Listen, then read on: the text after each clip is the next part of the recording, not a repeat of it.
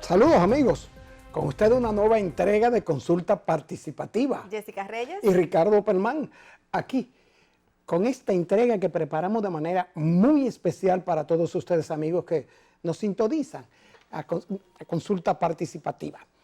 Nosotros, como siempre, Jessica, tratando de que lo que preparamos, pues, resulte del interés y sea un contenido propositivo para todos ustedes, amigos televidentes que nos sintonizan a través de Carivisión, canales 26 de Claro y Altiz, 22 de Aster y 54 La Voz del Trópico. Y como siempre, Jessica, también estamos ahora mismo en Facebook Live, así que @consulta participativa, así que síganos por ahí. Así es, y nos pueden sintonizar a nuestra página de YouTube, Consulta Participativa. Todas las entregas de Consulta Participativa están colgadas en nuestro canal de YouTube.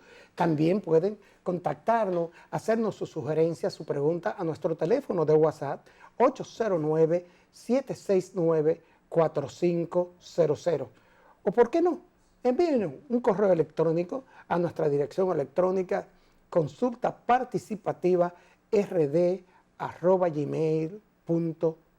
Jessica, ¿cómo están los asuntos, el asunto de los coronavirus, los comentarios, el comportamiento? ¿Qué escuchas tú así en tu derredor con respecto a este tema, que es el tema del mundo ahora mismo? Bueno, Palma, mira, te puedo decir que en mi caso la gente pues lo está tomando muy en serio. Están tratando de llevarse de todas las medidas que se están indicando, de lavarse muy bien las manos, de evitar pues toser y estornudar delante de las personas. Ahora incluso es con los pies que nos estamos saludando. Ahora ya sí, nada de besito ni de abrazo.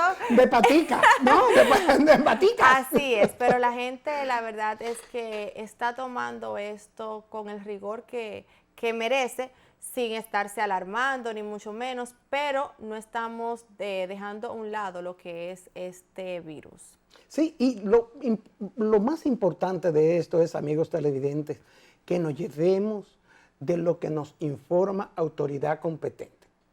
Hay muchos rumores, hay mucha aprensión, hay mucha desconfianza, hay mucho desconocimiento.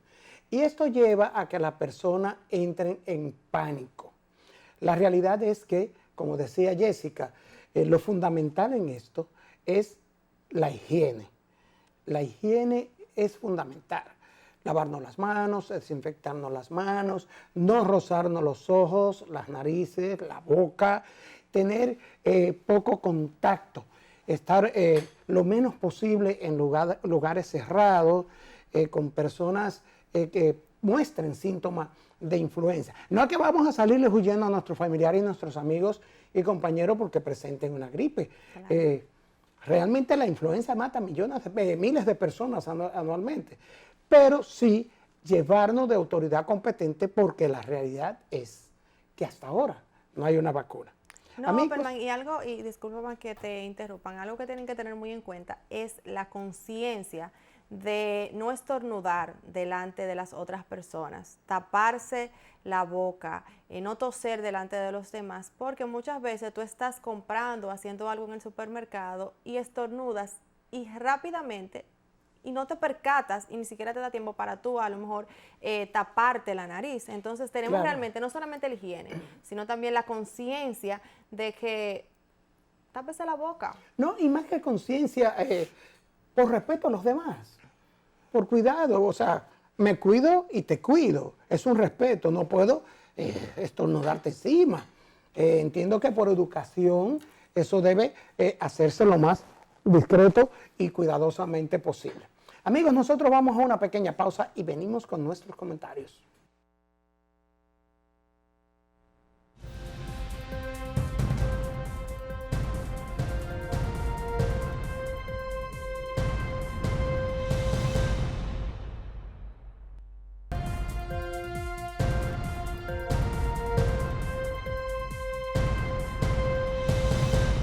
Bien, amigos, a propósito de lo que comentábamos brevemente, Jessica y yo, ya la comunión no se ofrecerá en la boca.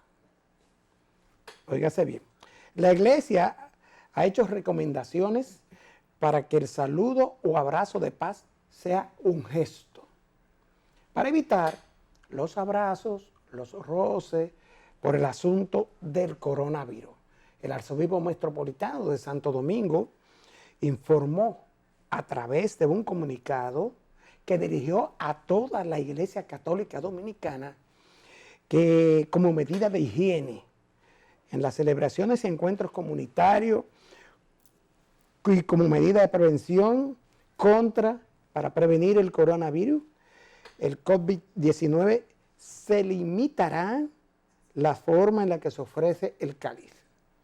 E hizo sugerencias para el saludo o abrazo de paz, como le decía anteriormente. Monseñor Osoria, lógico, tomando medidas preventivas porque, como ustedes saben, en las iglesias se congregan muchas personas y hay como una actitud de cariño, de camaradería, cuando se da el abrazo, se da la paz, como se hace en las misas católicas, pues la gente se abraza, se besa la mejilla, y estas medidas están contenidas y recomendadas por la Iglesia en un comunicado.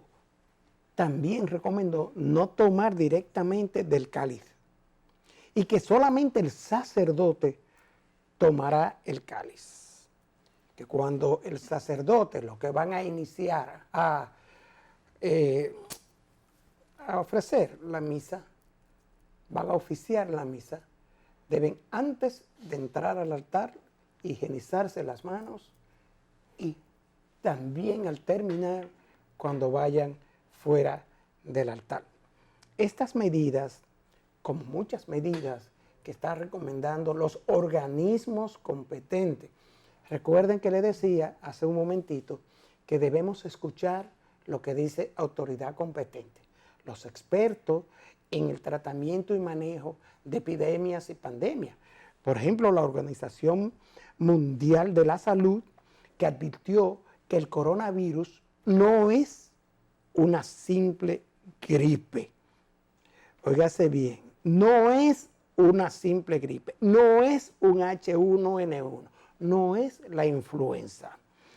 El presidente de la Organización Mundial de la Salud, Tedros Adhanom, calificó la crisis sanitaria generada por el coronavirus, el COVID-19, de territorio inexplorado. De ahí que hacer caso a las recomendaciones preventivas es y tiene sentido, Jessica. Si este señor, el presidente, el director de la Organización Mundial de la Salud, califica de territorio inexplorado, está diciendo en pocas palabras que no hay a mano una vacuna posible o lista para combatirlo. Es más, se habla de que una posible vacuna estaría lista posiblemente en Estados Unidos en el otoño boreal o para el año que viene. Diciéndonos esto, que tenemos que conservar la calma y mantener la higiene.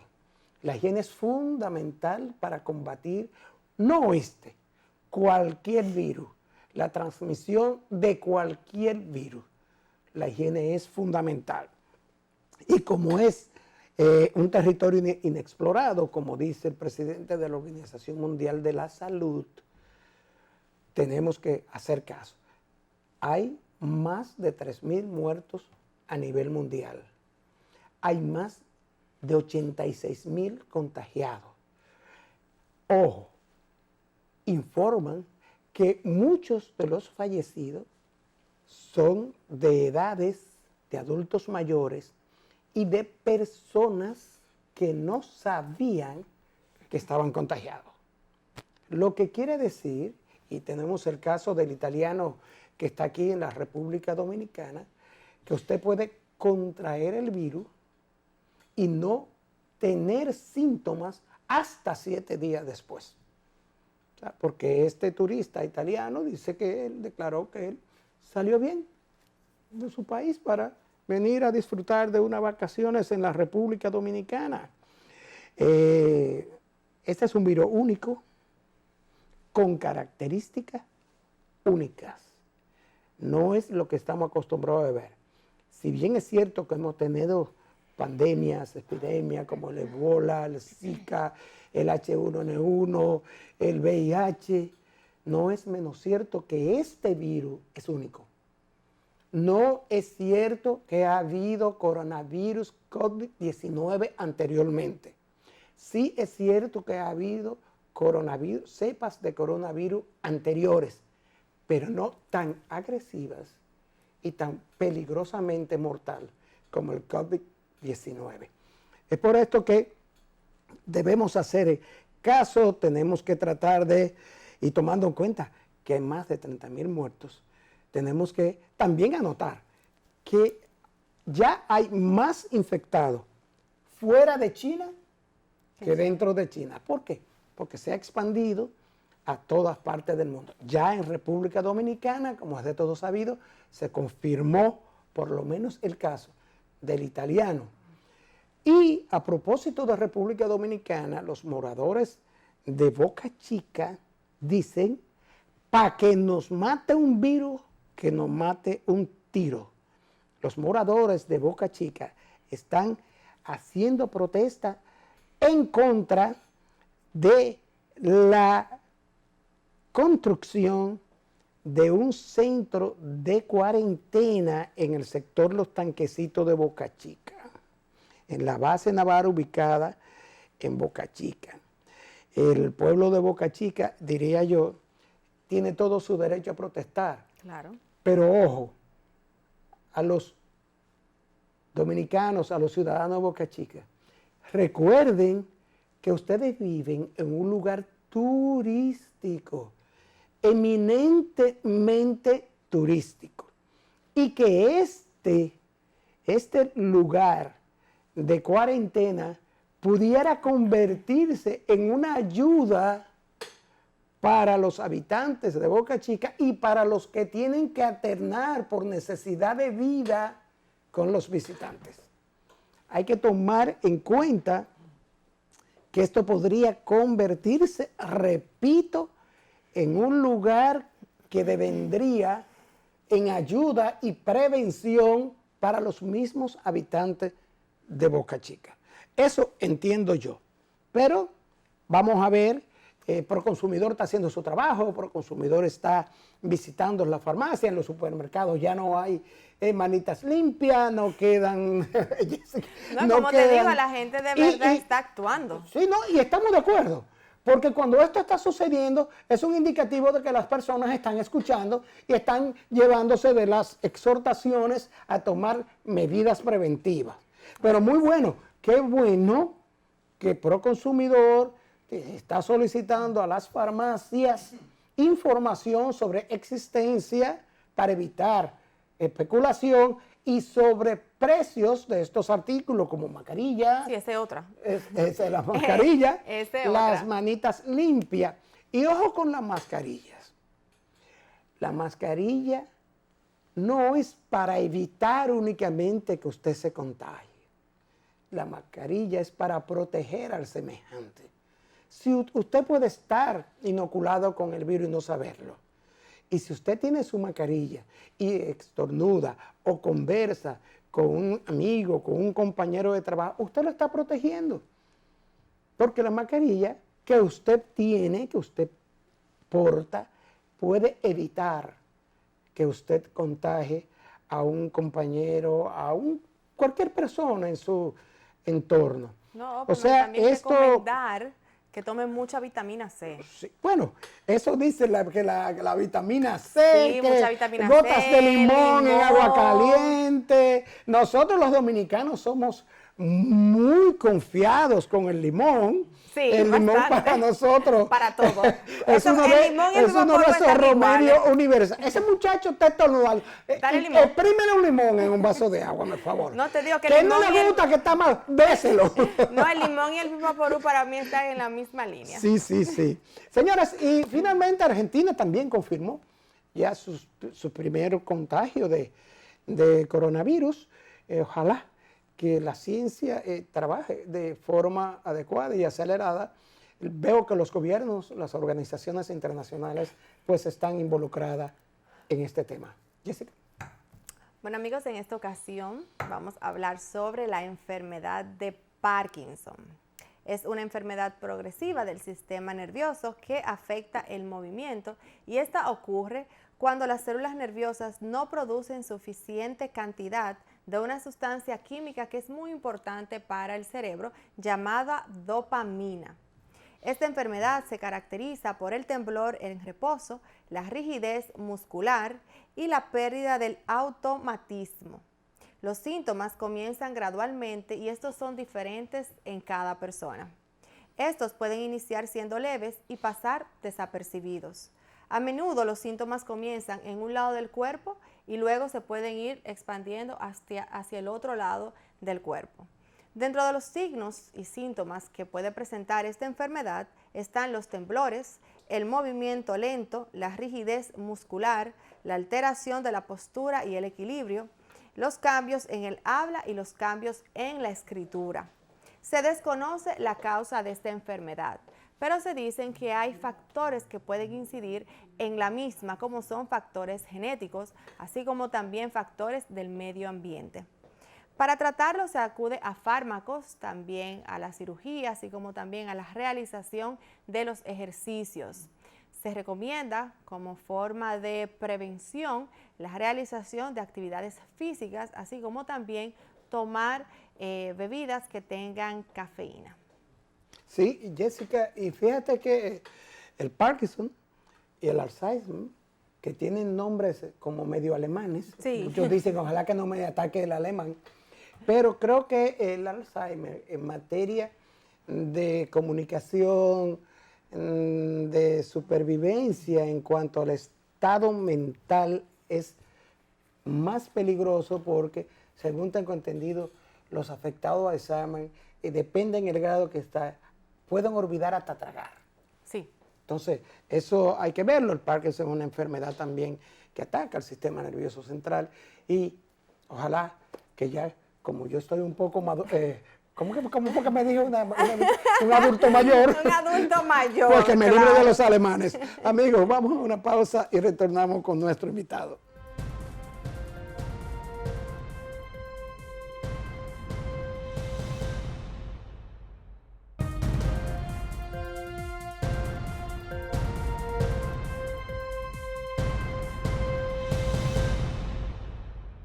Bien, amigos, como siempre, tratando de tener un invitado especial y un tema especial, tenemos el grato placer de tener con nosotros en esta consulta participativa de hoy a la doctora María José Rincón González, doctora en filología, primero licenciada y luego doctora en filología.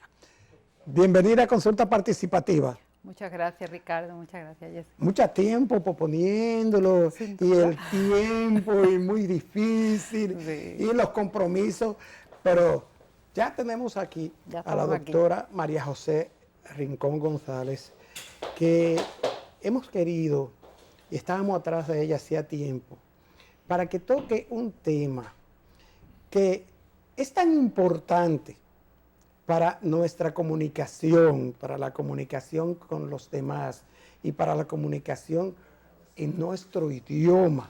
Señores, los diccionarios, la importancia de conocer nuestro idioma y de saber escribir nuestro idioma, de saber expresar nuestro idioma y de usarlo adecuadamente. María José, como eres una dama, me toca preguntarte primero, porque cuando es un caballero, pues Jessica pregunta primero. Ah, perfecto. Lo tienes repartido así. María José, eres, como decía, licenciada en Filología Hispánica.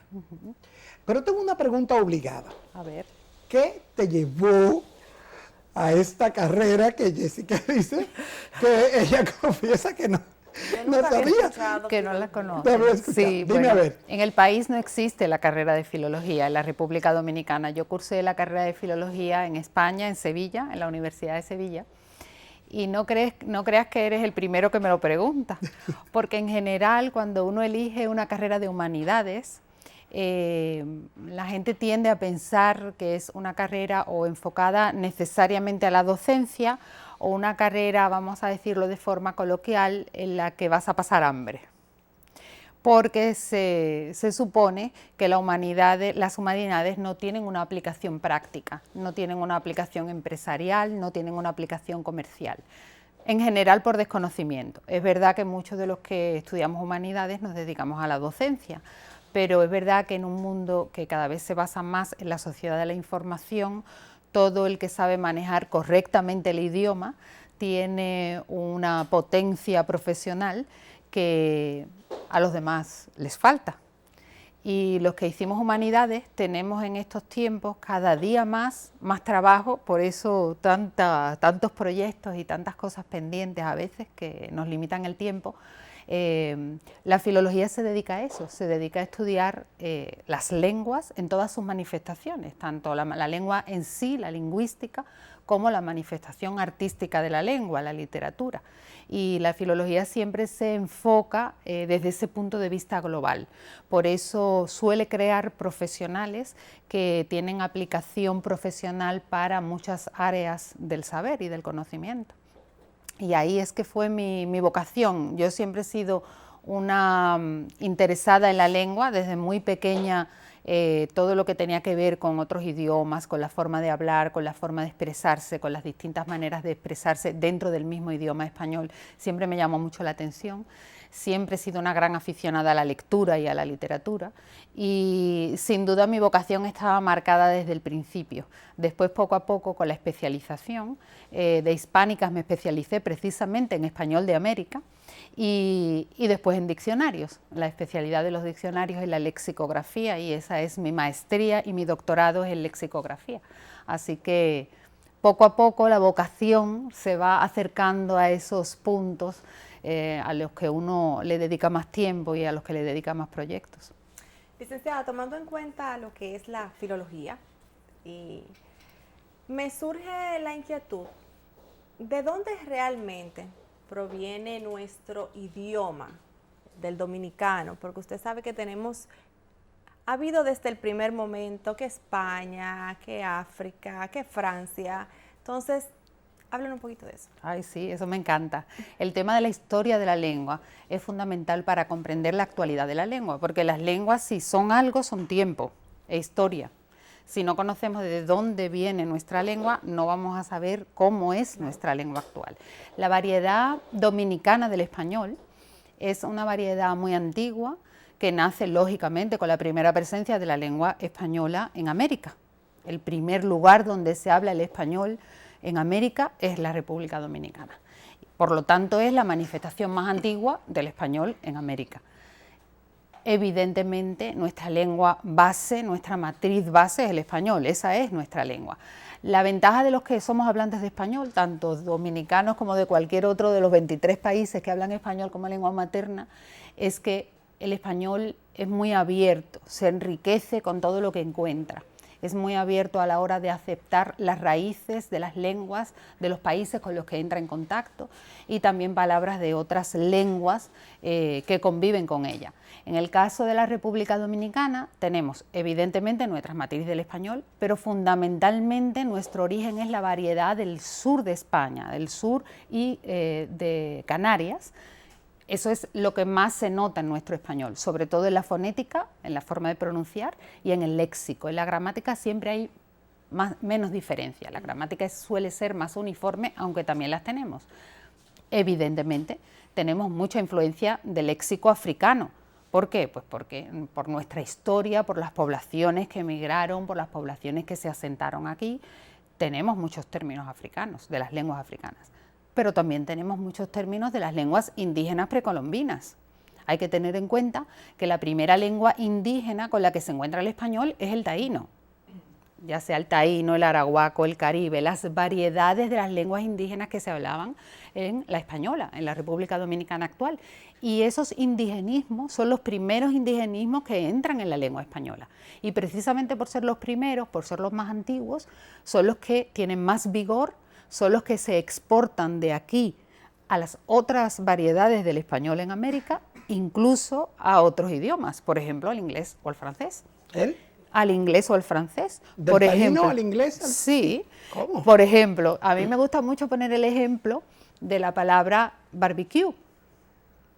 Barbecue es una palabra que pasó al inglés desde el francés, pero barbecue es una palabra taína. ¿Sí? Sí. La palabra barbecue es la palabra barbacoa. Barbacoa es la palabra taína para referirse a ese armazón en el que se ponía algo en alto, en general, o para enramar plantas trepadoras, o para poner determinados alimentos para alejarlo de quizás de algún animal, o del agua, o de la humedad.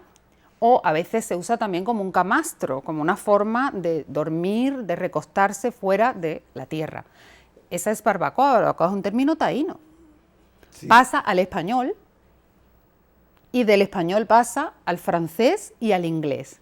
¿Qué pasa? Nosotros en nuestros campos se sigue diciendo barbacoa para referirse a ese camastro, aunque decimos parrilla o barbecue para referirnos a lo que ahora se refiere la palabra. Y nosotros entonces es una palabra como de ida y vuelta. Nosotros la exportamos y después la volvimos a recibir desde el inglés. Como esas hay muchas. Tiburón, huracán, hay muchas palabras del taíno en el español.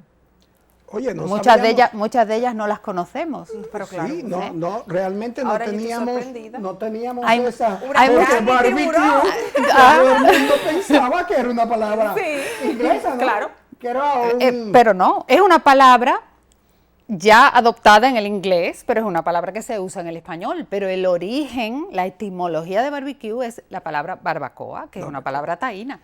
Entonces, siendo que donde primero se habla español de América, estamos hablando de 1492 a esta parte, el taíno es el idioma que más es la lengua que más se incorporó al español, aunque mexicanas, hay muchas palabras mexicanas, claro, aborígenes, de los aborígenes mexicanos. Hay muchas de los aztecas, los toltecas, de los incas, la parte de Sudamérica. Hay mucho léxico aborigen. Lo que pasa, Ricardo, que el taíno fue el primero. Sí. Entonces, si llegas por primera vez y ves una canoa, canoa es una palabra taína. Canoa es la primera palabra taína que se incorpora en un diccionario de la lengua española. Canoa. La palabra canoa.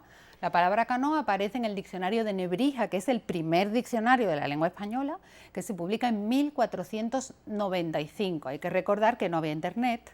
Claro.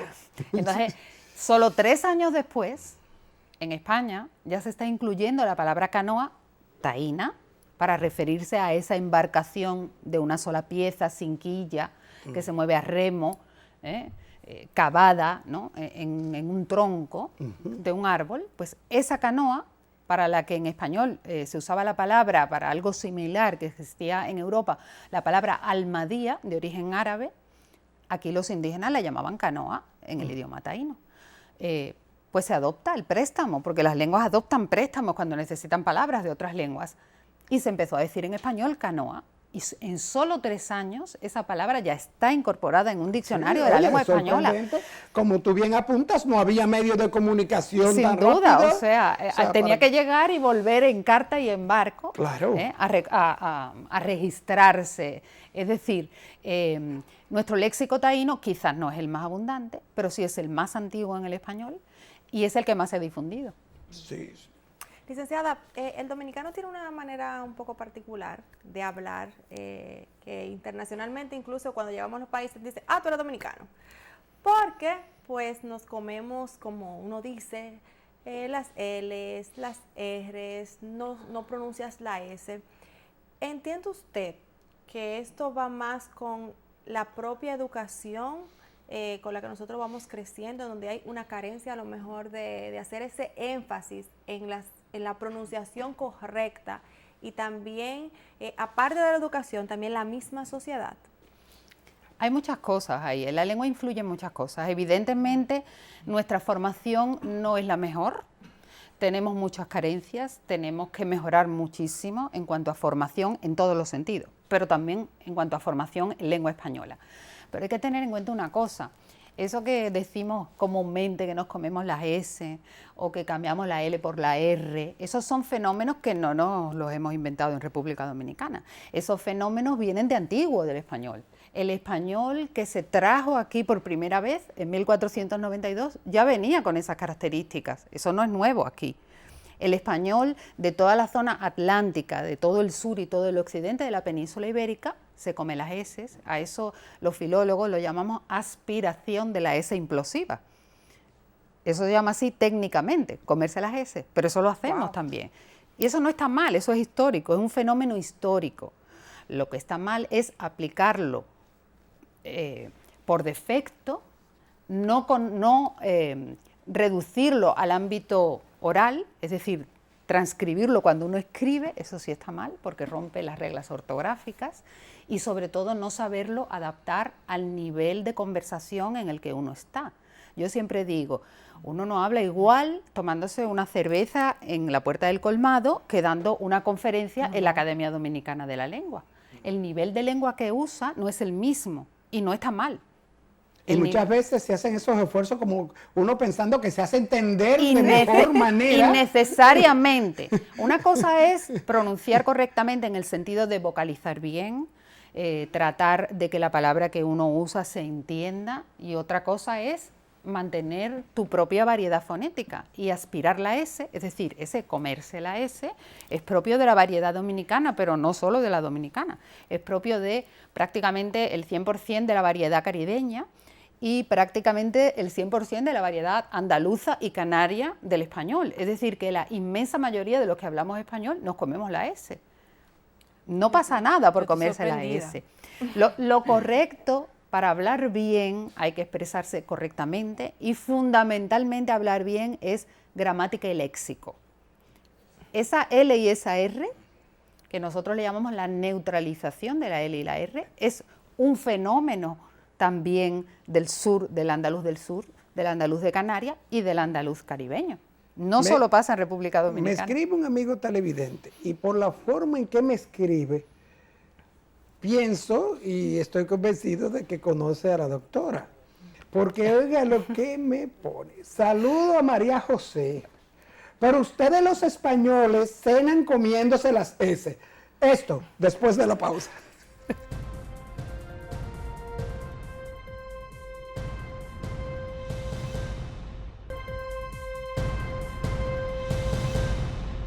Doctora, contésteme al amigo que le mandó los saludos y que dice que ustedes los españoles cenan con la I.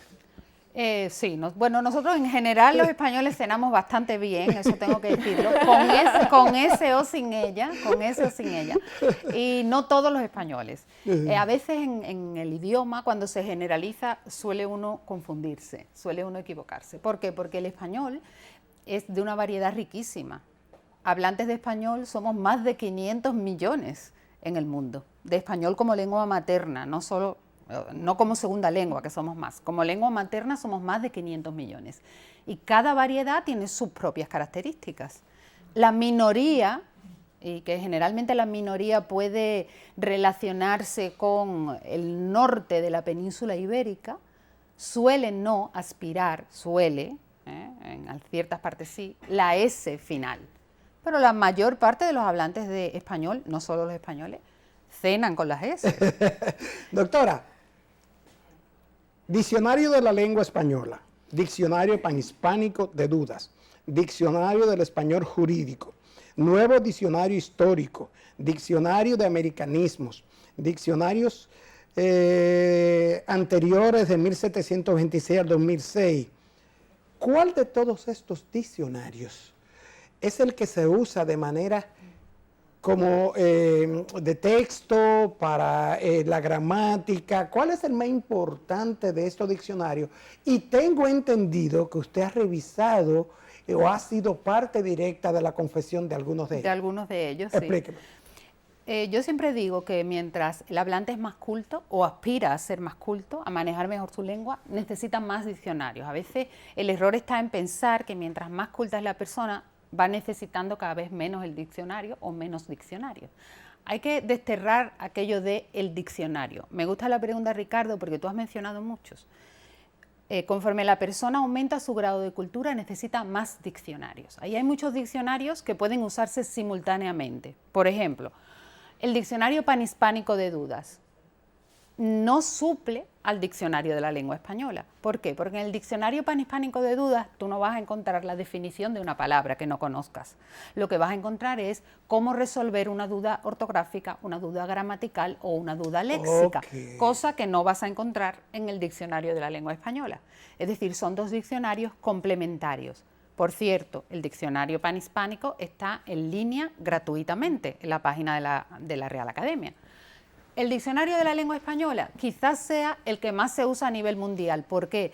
Porque es el que tiene más tradición dentro de la lengua española, el que está más actualizado en uso para todos los países que hablamos español y también porque está en línea de forma gratuita. El diccionario de la lengua española se revisa constantemente. De hecho, nosotros ahora mismo en la Academia Dominicana de la Lengua y el equipo lexicográfico que dirijo revisa todas las palabras que se van a incorporar nuevas o que se van a corregir en la versión que se pone en circulación en línea gratuitamente todos los diciembre de cada año. Desde ya estamos trabajando en la de este año. Entonces, uno de los que yo he trabajado ha sido el diccionario de la lengua española. Lo seguimos haciendo porque los diccionarios nunca terminan, son obras vivas. El diccionario de americanismo también se ha revisado por parte de la Academia Dominicana de la Lengua. Es una obra cumbre, extraordinaria y muy útil. Recoge todo el vocabulario que se usa en América y que no forma parte del español general. Está en línea también. Lo podemos consultar gratuitamente y en línea. Es decir, son obras académicas que de lo que se trata es de divulgar, de poner en manos de los hablantes, de todos los hablantes, independientemente de su capacidad de adquisición de una obra, todo el conocimiento que en las academias acumulamos sobre la lengua española. Y otro que no has mencionado, y que me gusta mucho mencionarlo porque yo lo considero mi diccionario, aunque no es un diccionario mío, evidentemente es una labor de equipo de la Academia Dominicana de la Lengua, que es el Diccionario del Español Dominicano. El Diccionario del Español Dominicano, para que todos los dominicanos nos sintamos orgullosos de lo que tenemos, es el diccionario que registra nuestra parte diferencial del léxico, es decir, nuestra personalidad léxica. Si en el español, decía el director de la Real Academia, don Santiago Muñoz, que nos visitó ayer, estuvo ayer, domingo y lunes, ha estado con nosotros, se marchó ayer mismo precisamente a presentar el Diccionario Panhispánico Jurídico, un diccionario especializado para los que usamos el derecho como parte de nuestra profesión, que somos muchos, porque el derecho está vinculado con nuestra vida ciudadana. Está gratuito y está también en línea en la página de la Academia de la Lengua. Él ha venido a presentar ese diccionario. Él decía que el español se calcula que debe tener entre 250 y 300.000 palabras. El diccionario de la lengua española recoge cerca de 80.000, unas pocas más de 80.000. Pues el diccionario del español dominicano recoge 10.996. ¡Oh, Dios! Es decir, no son pocas, no son muchas. No son pocas, dentro del océano de la lengua española no son muchas, pero tampoco son pocas. Da cuenta de nuestra creatividad, de nuestro aporte a la lengua española, nuestro aporte léxico. A veces no son exclusivas nuestras, a veces nacieron aquí y las hemos exportado. Así es. Le hace bachata. ¿Bachata? Por ejemplo, a veces empezaron en otro sitio, las seguimos usando aquí, les hemos cambiado el significado. Le hace ceniza, por ejemplo. Licenciada. Dígame. Léxico y lenguaje sexista. Ah, interesante. Dígame es un tema polémico. Sí, es un porque tema aquí polémico. la presidenta, el presidente, la médica... Sí, en las profesiones es evidente, el lenguaje se adapta al hablante.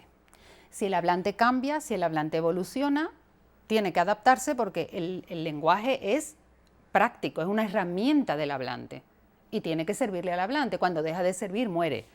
Si el español sobrevive, es porque se adapta a sus hablantes y cubre sus necesidades.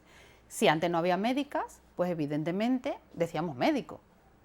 Ahora hay médicas, perfecto, pues se dice médica en femenino. El desdoblamiento genérico en las palabras destinadas a designar una profesión es perfecto. Sí hay personas que realizan esa profesión, sin duda. Yo siempre digo el sexismo, como la fiebre no está en la sábana. El sexismo no está en el lenguaje. El sexismo está en los hablantes. Y somos muy sexistas los hablantes. Existe mucho machismo. La mujer tiene derecho, la mujer y el hombre, tienen la obligación, la responsabilidad ciudadana de defender sus derechos, de buscar la igualdad, que no la tenemos todavía. Pero eso no significa cambiar el lenguaje por imposición. No hay nada que admita menos la imposición que el lenguaje. El lenguaje cambia con el hablante. Cuando el hablante deje de ser machista, el lenguaje expresará ese contenido no sexista. Sigo pensando que no es una cuestión lingüística, sigo pensando que es una cuestión de cambio social y que cuando ese cambio social se produzca, como de hecho se está produciendo, el lenguaje se va a adaptar. Los anglicismos influyen mucho en las personas al expresarse, distorsionan mucho los anglicismos en una conversación. Es un tema interesante. El anglicismo yo siempre digo que es, no tanto distorsiona, como da la idea de que la persona no maneja bien su idioma, porque en general la abundancia de anglicismos lo que da la idea es de que uno desconoce cómo se dice ese término en su idioma original, porque si no, no necesitaría recurrir al anglicismo. Los préstamos extranjeros, los extranjerismos que deben evitarse son los innecesarios. Si existe una palabra en nuestra lengua para mencionar esa realidad, no necesitamos acudir a esa palabra en otra lengua. Es un préstamo innecesario. Y lo que dice ese préstamo, si yo tengo que echar mano de él, es que desconozco cuál es la palabra que se usa en mi lengua para ese término. Es decir, tengo pobreza léxica. Ahora, si existe una nueva realidad, una nueva marca, un nuevo contenido, un nuevo producto, que no tiene término en español para referirse a él, no lo hemos creado. Y hay un término de otro idioma, puede ser el inglés, el francés, el que sea, como muchos términos del español o del taíno, se prestan para realidades desconocidas en otros idiomas, no está mal.